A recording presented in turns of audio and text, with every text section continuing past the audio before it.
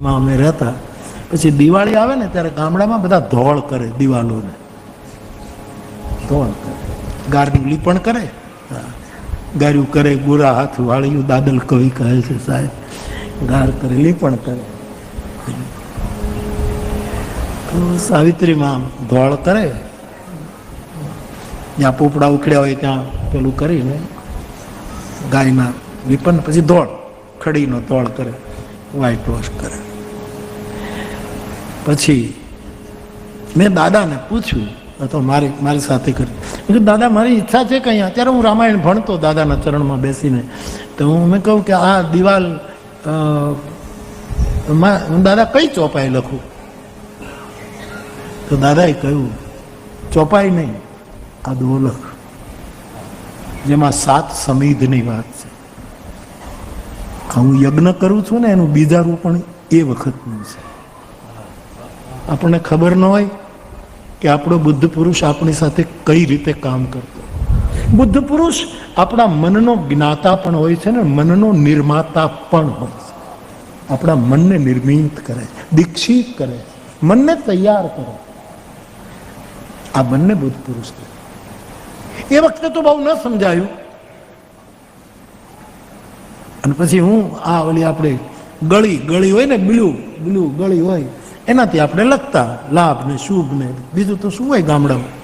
પછી મેં આ દાદાએ કુપથ, કુતર્ક, કુચાલી, કલી, કપટ, દંભ, પાખંડ, દહન, રામ, ગુણ, ગ્રામ, જીમી, ઈંધન, અનલ, પ્રસન્ન.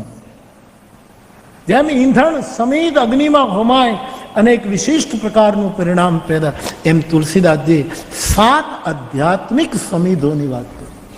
આપણે ગુરુ પાસે જઈએ, શ્રોત્રિય બ્રહ્મનિષ્ઠમ કોઈ ગુરુ, તો ઉપનિષદો કહે ભાઈ સમિધ લઈને જવાનું.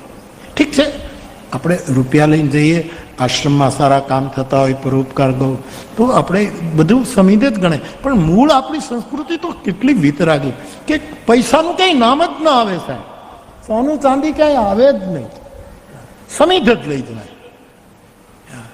આમાં કેટલાક લીલા સમિધ છે, કેટલાક સુકાયેલા છે. અમારી કેટલીક વાસના એવી છે, લીલી ધુવાડા કાઢે છે, અગ્નિમાં નાખશો તોય, અને ઘણી હુકાઈ ગઈ છે તો ભસ્મ થઈ જાય, અને તમે શરીરે ચોળી લેજો તો અમારું મોક્ષ થઈ જાય. આવો સમિધ પાણી ભાવ હતો આપણે. હું પણ મારા શ્રોતાઓને એમ જ કહું, જયારે કહે કે શું આ તો વર્ષોથી એક આદત પાડી દીધી, એ બધા મારી પાસે સમિધા લઈને જ આવે, બાપુ આ સમિધ આ કયા, આપણે કયા આપણા ગુરુ પાસે કયા સમિધ લઈ જઈએ? કુપથ, આ ગુરુના યજ્ઞમાં હોમી. આપણે ખોટે રસ્તે જતા હોઈએ એ હોમી દેવું કે હવે હું ખોટે. કુપથ પહેલું છે. ખોટો રસ્તો એટલે ન ખાવાનું ખાવું એ ખોટો રસ્તો, ન બોલવાનું બોલવું એ ખોટો રસ્તો, ન પીવાનું રામ રામ કહીને પીવું એ ખોટું. મને કાલે બહુ સહજ કહેતા હતા, કારણ કે એ ચલણ છે અહીંયા, સીધી વાત, સહજ કહેતા હતા, એમાં કોઈ એને ભોઠપ નહોતી. પછી મારે ચાય આવી, મેં દીગુ બાપુને કીધું કે રામ રામ બાપુ, રામ રામ બોલો, આપણે ચાય પીએ, આ લોકો તો ઓલું પીવે. ન પીવાનું, પીવું એ ખોટો રસ્તો, કુપથ. એવા મિત્રો કરજો મારા બાપ, મારા આદિ તીર્થવાસી, એવા મિત્રો કરજો કે જે કુપથ નિવારીશું પંથ ચલાવ, આપણને ખોટે રસ્તેથી સારે માર્ગે લઈ જાય, એવાની દોસ્તી કરજો, વરણ એવું કરજો, કંપની હારી રાખજો. આજે સમાજમાં જો બહુ તકલીફ મોટા મોટી થઈ છે, આ કંપનીની થઈ છે. સોબત સોબત સોબત, નહોતા પિતા એને પિતા કરી દીધા. બહેનો પણ સિગારેટ પીવે, બહેનો. મને તો હજી નવાઈ લાગે છે, ન મારા દેશની બહેનો ન બીડી પીવે પણ પીવે પીવે. ને હજી હું નથી માનતો પણ હકીકત છે, પણ હજી મને નથી લાગતું પીવે પણ પીવે.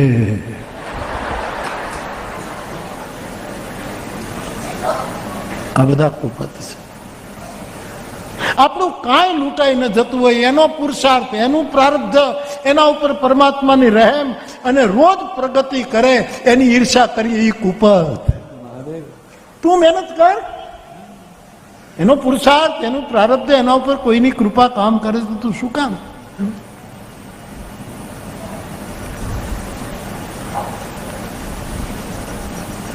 બે પાડોશી હતા ને, એને બેના છોકરા મેટ્રિકમાં હતા, ભણતા હતા. એમાં એકાબીજાને ઈર્ષા બહુ. ઓલો એક છોકરો, બાજુવાળાનો છોકરો બહુ તેજસ્વી ને ઓલો લગભગ મારી જેમ 3 વખત નાપાસ થનારો એવું હતું. એમાં ઓલો છોકરો, પણ ઓલાનો બાપ જે બાજુવાળો, એનો દીકરો નાપાસ થયો. જેનો તરફ ઈર્ષા હતી પાસ થઈ ગયો. એટલે કોકે કીધું કે તમે એની ઈર્ષા કરો છો, પણ જો એનો છોકરો પાસ થઈ ગયો છે, ગરીબ, પણ 90% લાવ્યો છે સાહેબ. હા, જુઓ